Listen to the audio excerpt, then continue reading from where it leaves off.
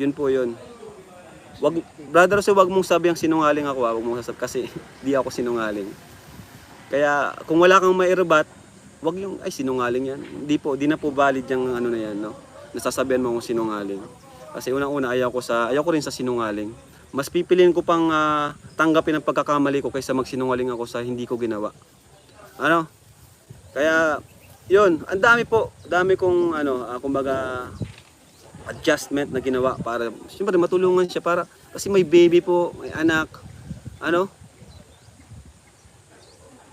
Kaya ayun, yun nga halos sorry na sa ay magselo sila tingnan mo si Kalingap, si Supermac di ko pa po napapabahayan. Ngayon ko pa lang siya pababahayan. No? Pero ikaw simula pa lang ang dami ko ng kumbaga advantage o benepisyo na binigay sa iyo. Pero bandang huli ganito lang pala ang gagawin mo, ano? Okay na, tahimik na sana eh. Wala na eh. Okay na. Ito pa yung kapatid mo, may utang pa sa akin. Ngayon, di ko na siningil. 50,000, naghiram ka sa akin. Para pang start ng negosyo ng kapatid mo. Pero, nagbayad. Siguro nasa 10K, 15K pa lang nababayad. Eh, sabi ko, magbayad kung kailan niya makakabayad. Pero ngayon, nalugi yung negosyo. Okay na. Kinalimutan ko na. Okay na yun. Tulong ko na lang yun.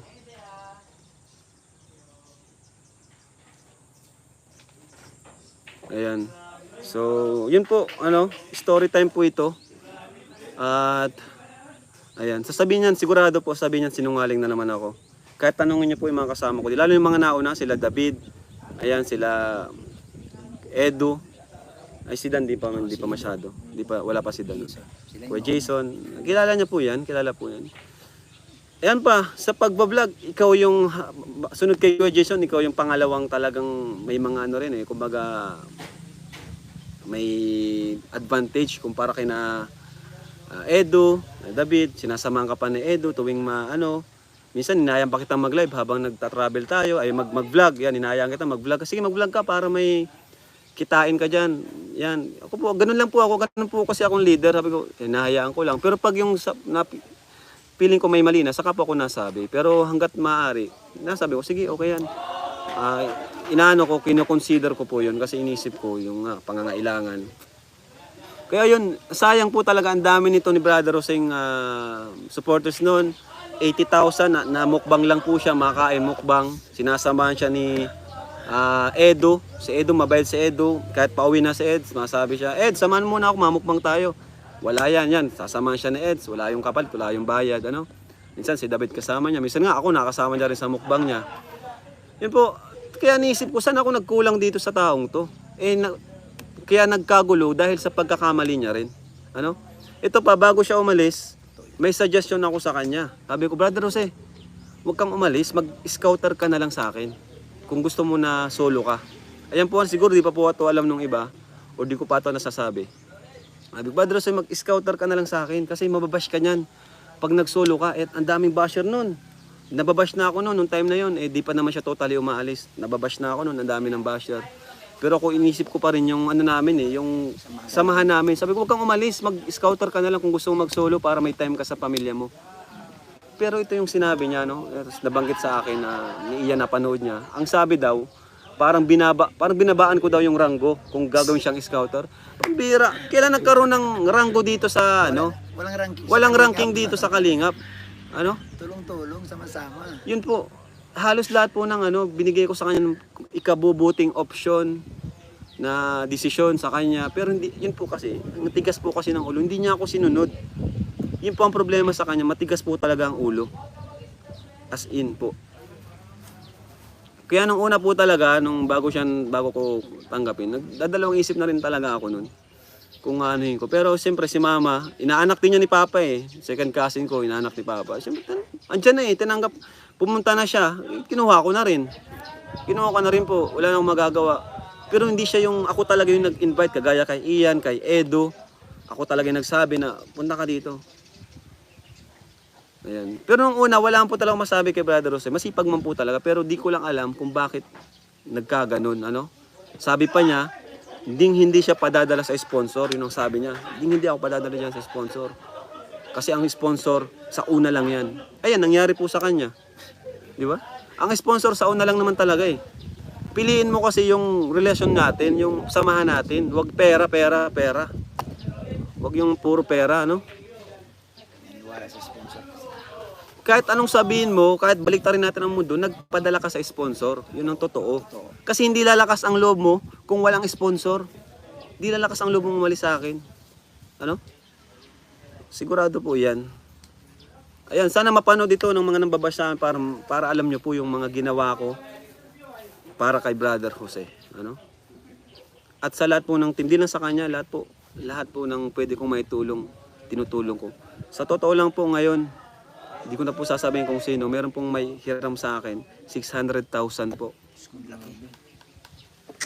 Hindi nyo po alam yun. Ang laki.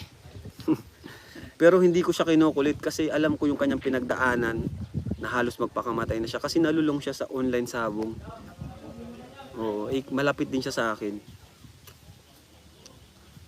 Yung taong yun ay malapit din po sa akin. Ano? Kaya yun, nag-utang siya pero di ko yun pinatungan, di ko siya hinaharas, di ko siya kinukulit. Halos 2 years na po. 2 years na di pa rin po bayad. Di pa nga po nasisimulan niya bayaran. Kasi ang utang niya milyon po. Kaya wag po tayong magsusugal, ano? Yung online sabong wag po natin gagawin. Ayan. Pinahiram ko po 600,000 po ngayon, hindi pa po na ibabalik, ano?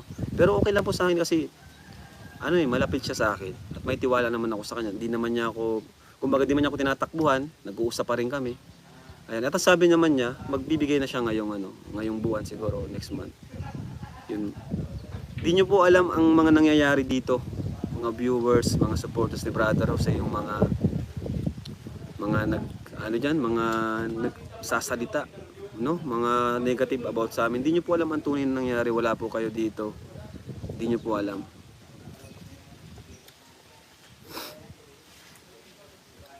Ayan. 10,000 na tayo. Oy, 10,000 na tayo. Ayan, pasensya na po kayo kung napa-story time tayo na medyo Oh. So, yun po. Thank you ulit kay Ninong Bobby. Saka yun nga, kaya wala kang viewers ngayon. Yun na yung niyan, kapalit niyan. 'Di ba? Sabi mo pa nga noon, tatandaan ko pag nag 20k pababa or 10k pababa, di ka na magba-vlog. Sinabi niya yun eh. Sinabi niya. Oh, kasi babang-baba na siya sa views na ganun. Kasi yung views niya dati 80k, 50k, na 100k. Tapos sabi niya, ay pag nag 5k ako, 10k pababa, di na ako magba-vlog. O ngayon, nahirapan. Ngayon ka lang nagkaka-views ng 5k kasi kami na naman ang topic mo. Ano? And ayun, dami pa po nangyari. Ano? So, yun nga, binigyan ko siya ng option, mag-scouter ka na lang. Tingnan mo yung mga scouter ngayon. Nasa na sila? Alvin, Kalingap Alvin, may sasakyan na. Vincent. Huwag mo kasing, porque scouter is mababa na yan, mababa na ang ranggo niyan. Ano? Kasi lahat ng kasama ko nag-i-scout, kahit si Edo nga nag-i-scout eh. 'Di ba? Mga kasama ko lahat dito nag-i-scout. Kaya yun, ang dami kong binigay na sa iyo pagkakataon. Kahit nababash na ako sa mga upload mo nung time na yon, hinahayaan ko lang. Ano?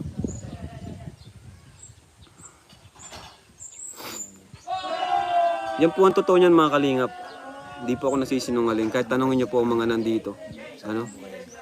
O, grabe po. Grabe yung Kasi sa kanong time na yun, kami-kami lang. Naabutan ko yung witness ako. Kami-kami lang nun. Ang dami nating package. Pag tuwing may package, umuwi sila. Ang dami nilang dala. Ano? Dami. Sagana kami sa package yun kasi unti pa lang namin nun. Siya ang pinakarenta ni Kalinga Prab. Halos siya na nga yung right hand ko nun eh. Halos magtampo na nga sa akin si Kuya Jason nun. Kasi siya yung right hand ko. Ano? Halos siya na yung ko. Nautusan, ganun. Ayan po, pasensya na po kayo. Ayan. Ako naman, ang gusto ko lang, yung madali lang naman baga magpakumbaba. Inaaminin na Mali. nagkamali. Mali ako. Pasensya na, nagsuway ako. Umalis ako. Okay na. Diba? Sa Karab, Ako po ay, di po ako Hindi di po ako, talaga siya pinaalis no? isa pa, di naman talaga po kami nagpapaalis. Siya yung kusang umalis. Si Kuya Bal, di nagpapaalis si Kuya Bal. At kung nababash po siya, di ko na po kasalanan yun. Kasi winarningan ko siya, mababash ka talaga niyan. Ano? Di ko naman pwedeng hindi i-announce na umalis na siya kasi hahanapin siya at kada vlog ko, hahanapin siya. Asan si Brother Jose? So i-announce ko na umalis siya. Ano? Saka yung sa sponsor daw, ninakaw niyang sponsor, wala akong sinabi na ano yun, parang ninakaw niya mga sponsor ko kasi ang mga sponsor may sarili naman niyang isip. Di ko na alam kung may nakuha ka mga sponsor o wala na ako pakialam doon. Pero sigurado ako, nagpasulot ka sa sponsor. Sigurado yan kasi wala kang lakas ng loob kung walang sponsor dyan sa mo, sa tabi mo. Saka after nung issue, ang dami mong sponsor. Ang dami mong sponsor noon, bawat vlog mo puro sponsor. Ngayon, asa na sila? 'Di ba? Yan yung hindi mo na yan yung mga di mo naisip. Kala ko ba matalino ka? Kala ko ba magaling ka? Ang tingin mo ka sa sarili mo, magaling ka sa lahat. Ikaw yung angat sa lahat. Pati nga mga karpentero, kinokorek mo pa. No? Pati sina Supermac, kinokorek niya nila Ako na lang nahihiya kina Supermac. Hayaan mo na insan, hayaan mo na. Kinokorek niya ni Brother Jose. Yan, ako po ngayon lang ako magsasalita. Alam ko, niya naman ito, sasagutin na naman niya po, Pero ako po, sabi niya, sinungaling na naman. Saan ako mag-iisip ng ganun karaming kwento kung magsisinungaling ako? Saka, ba't ako magsisinungaling para sa'yo? Sino ka para magsinungaling ako para sa'yo? Pasensya na po, pasensya na kung medyo mainit-init po. Pero ako po pasensya na rin po sa mga kamag-anak ni Brother Jose. Kilala ko po sila, sila. Okay naman po kami. Okay naman po kami. Mababait po yan yung mga pinsan, mga iba kong second cousin, At yung kapatid ni Brother Jose na yung mga babae. Okay po kami yan, mababait po yan. Ewan ko lang dito kay Brother Jose kung anong nangyari dito. At pilit niyang sinasabi na ako yung mag-sorry. Magsasorry ako saan? Ano yung nagawa kong kasalanan sa'yo? Nabash ka o nabash ka? Ako nabash din. Paras lang tayo nababash. Pero ang pagkakamali natin, nabash ka dahil sa sarili mong ginawa, sa desisyon mong mali. Ang dami kong binigay sa yung pagkakataon. Ayan po, yung mga kalingap tata, parang susuntukin na si Mukbang Boy. Isa pa yun, ninong pa kami sa anak mo. Ano ba yung sige, sabihin mo dito ngayon at sasagutin ko ano yung mga paratang mo sa akin. Hindi ako natatakot kasi wala akong ginagawang masama sa'yo. Tutusin ayoko nang sana magsalita kasi ayoko nang paguluhin, ayoko nang lumaki. Pero ikaw ang hindi tumitigil eh. Ayaw na kitang mas ipakilala pa. Ayaw na kitang mas ipakilala pa.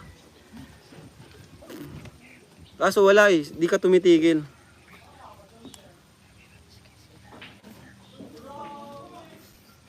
Yung pabahay mo, sasabihin mo na, wala naman siya naitulong. Pambira naman. Paano walang naitulong? Na-vlog nga kita. Nung na-vlog kita, dumami yung sponsors mo. Diba? Nagbigay ako 100k. Kahit pa sabihin natin utang, ba kita? Hinaras ba kita? Siningil ba kita kaagad? Saka, mapahiram ka ng 100k na walang, walang interest. Malaking tulong na yun. Malaking tulong na yun, 100k. Dapat pasalamatan mo na yun, huwag ka nang magalit. Isipin mo na lang yung sakripisyo ng taong yun para sa'yo. Hindi yung porke nagkatampuhan kayo, dun mo siya titirahin sa part na yun. Isipin mong mabuti, lawakan ng pag-iisip mo, ano ba yung nagawa nito sa akin, Ano ba yung nagawa ko din sa kanya? Correct. Yun po, wag yung isipin mo na porke nabash ka or may nagawa akong isang pagkakamali, doon ka na lang tututok.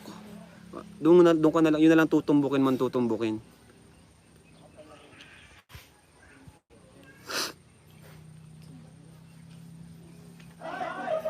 Sa ako pag sinabi ko na pagpapautang wala talagang interest po mga kalingap. Minsan bigay na lang. Baka umutang ka sa akin Kuya Bobby wala na akong pera. Nagbubulong-bulong boss na rin. Hindi, doon ako kay Kuya Bal uutang. Doon ako kay Kuya Bal. Ayaw mag-connect. Wala na akong pera. Ayaw mag-connect boss. Ito kahit sila papa, sila mama hindi po ito alam Hindi nila alam to kasi kami lang may alam dito, yung team. Ito nga sila, di rin nila alam. Hindi nyo rin alam yun, di ba? Nagulat sila. Hindi namin alam. Sige po, kahit mag-chat dyan mag-comment dyan si Brother Jose, sabihin niya kung ano yung ko. At sasagutin ko. ano pa ba yung mga sinasabi niya sa akin? Sa bawat sponsor, ikaw lang yung binigyan ko ng ganyan na na benefits na pag may sponsor, bibigyan kita ng ang alam ko 5%. So kung may 500, ilan 5% doon? 5 Hindi, 500 pesos. Ay di 5,000. 500. Yun. Eh di ang laking pera. Oo, siya lang ginanong ko na Siya lang may privilege na ganyan. binigyan ko ng privilege, siya lang may privilege na ganun. Binigyan ko siya. Pag may sponsor, bigyan kita. Ako nang bahala diyan kung kulang, ako nang bahala. Kita mo. Sana Ngayon, alam na nila. Sa halip na di ko sasabihin. Namiyasa. Sayang yung pagkakataon. Gusto kasing gustong maging leader eh. Ako maging leader. Matalo ka. Gusto maging leader. Talo ka. Talo ka ni Papa Jun. Di pinili niya ang source ng sponsor kumpara sa kadugo. Mas pinili niya kasi ang sponsor kaysa sa amin. Kasi kung halimbawa nagkasagutan sa sabi natin nagkasagutan tayo sa YouTube or sa ano man. Pero kung mas pinili mong manahimik or di ka na lang kumbaga di ka na lang nagsalita ng kung ano-ano or mas madali pang magkaayos di ba? Tingnan mo yung mga nakasagutan ni Kuya Bal ngayon. Andiyan na ulit. Yun lang naman po Kasi nasa social media po tayo. Hindi dito pwede yung masyado kang matampuhin, masyado kang mabilis masaktan. Huwag mong pasukin ng social media kung ganun ka. Maging balat sibuyas, sabi ni Kuya Bal. Huwag tayong maging balat si boss. Kasi hindi lang naman ikaw bash, lahat tayo may basher. Kahit si Ato may basher. Oo, lahat yan. Lahat po tayo may basher. Tanggapin na natin na ito yung mundo natin.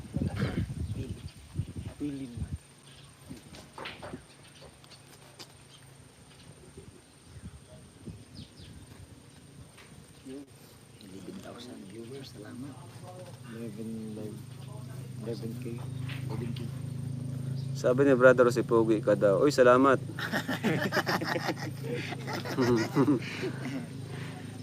Hindi, sa ngayon naman nagsisisi.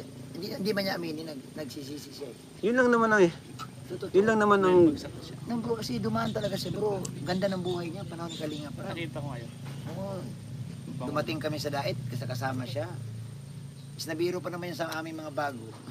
Snabero. Inisnab kami niyan. Nalibasa mga bago kami doon sa bahay ni Kuya Bal. Brother Jose. Ayan po, mga kalingap. Sino naabutan nyo? Nabutan din. Nabutan nyo? Naabutan ko yan. Pwede ko nabutan yan. Naabutan ko yan kasi yung dumating kami, sila magkasama si Ido, si Jason, si Brother Jose. Ano ba? Magpapasalamat. Ibon ka din doon sa may kalalol bisita dati. Sama sila brother. Yan. Tapos ang gamit nilang yung ban, Apo. Yung ban pa yung kulay green. kulay puno ng ban.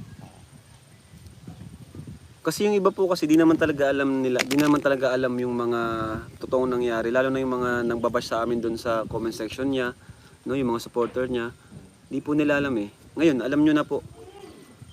Baka nga madami mga nakalimutan pa po ako diyan Sobrang dami po ng ilang din po kami magkasama niyan. Doon sa pabahay pa nga lang po, wala ka na dapat isumbat doon. 'Di ba?